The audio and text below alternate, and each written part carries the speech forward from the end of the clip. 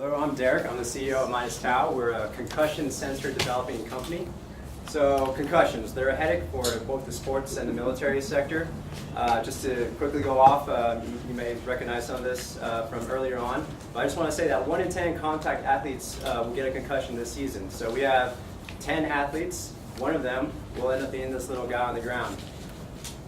Such a big problem. How big is it, you ask?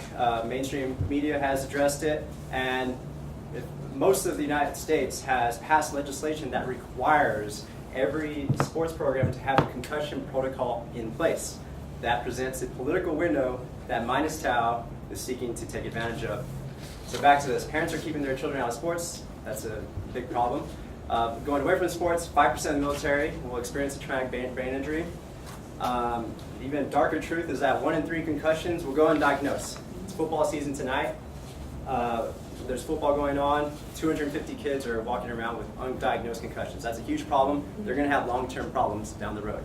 Solution, technology that allows for rapid detection of concussive forces, so that way these athletes or soldiers could get the proper treatment that's necessary. So why detect a concussion earlier? I liken it to drinking a beer. You drink 1 beer, you're able to walk, but you drink 1, 2, 3, 4, you probably should sit down and stay away from your car. Now, you capture a concussion early on, the treatment is probably 2 days without playing, that's fine. But multiple concussions happen, you're looking at CTs, MRIs, hospital admissions. This all leads to a cost to society of $76.5 billion. That's impacting everyone in this room right now. So how do we detect concussions? We rely heavily on athletes or soldiers saying, hey, can you come check me out? This rarely happens. So there's a big push now for sensors that help detect the concussion and get the athlete or soldier out of the field so that way they can be assessed. And they do so using accelerometer technology. Anyone count steps here?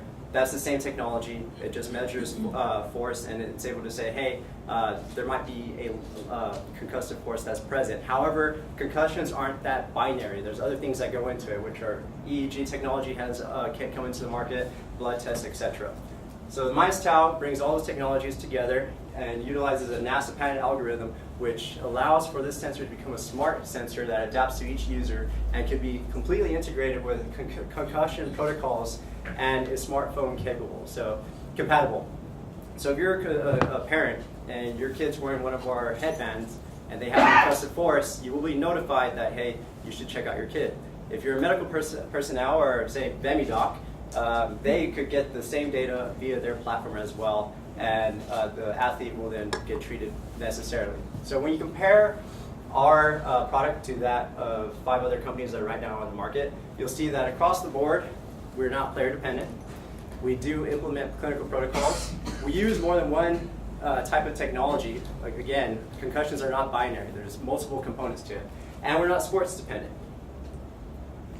This market size is pretty significant right now. It's $1.2 billion, and with increasing politics and media attention, it's expected to grow within the next 10 years. By 2023, Minus Tau seeks to capture 2% of that market, which is around $23 million coincidentally. But that's what we're looking to gain in 2023. And this is possible just looking here locally. So $5.6 million is here through 50+ high schools and multiple sports programs.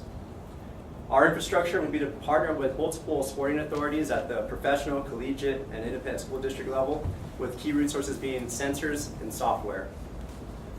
Our offering to these partners will be that these sports programs will comply with legislative measures that dictate that they need to have a concussion protocol in place. Coaches will be able to have decreased athlete time lost to concussion treatment. It's a pain for coaches. In addition to that, athletes and parents will have improved awareness of the athlete's health. Customer segments will either be the athletes themselves, parents, or these sporting programs. Our distribution channels will be either through an online platform or direct sales, and also our Apple Android App Store, which will be where our Minus Tau app will be present.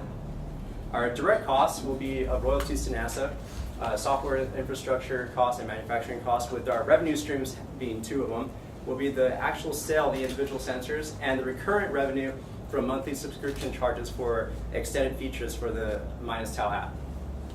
Now our funding opportunity, we're seeking $2.8 million for the first 3 years, for equity, 31% equity in the company. This is enough funding to get us past the beta testing of the sensors and into the first year of actual market. Use of funding, 51% will go towards operations, with the remaining going towards product development and sales and marketing. Our exit strategy right now, there's two primary considerations. Realizing that this is a huge, hot topic, we plan that there will be a lot of attention from bigger companies like Riddell, which would likely want to acquire our company. So definitely selling to a larger company is possible. However, with such growth, we may also consider taking the company public. So here's a simple diagram. Where are we? We're very early right now. We're finishing up the concept prototype. The next thing is to actually scale the prototype and do a small scale batch where we can beta test, get real data, and then improve that product and then take it to market. Our team consists of engineers, medical students.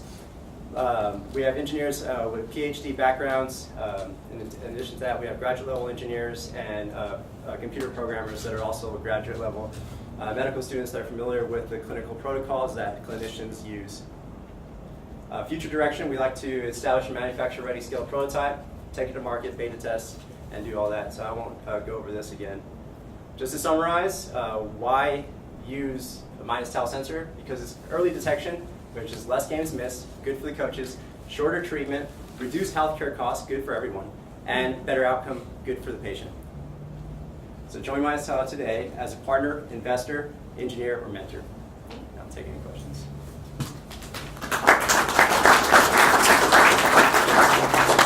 So what kind of exclusivity do you have with NASA on this patent? We have a startup license deal.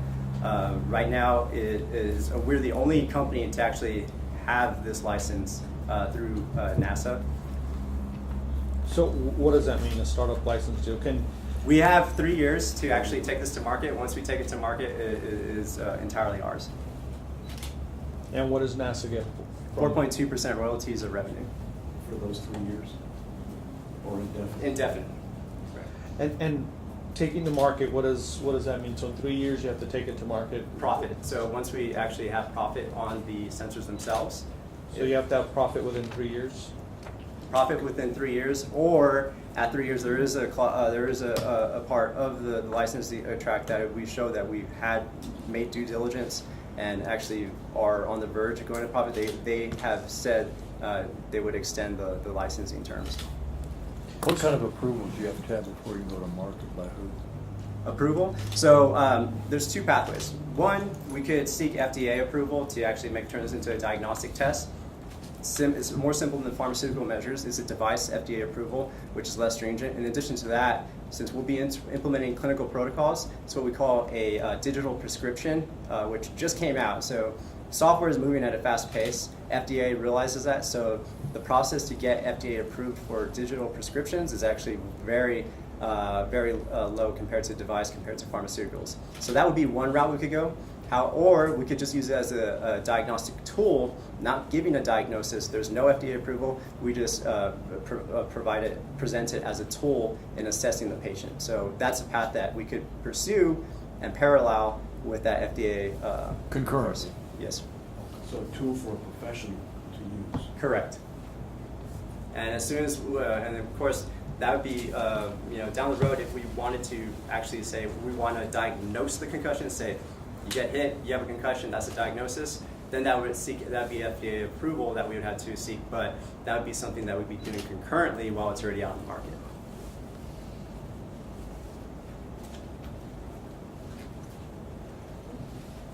Going to need a good liability. All right, well, thank you, Derek.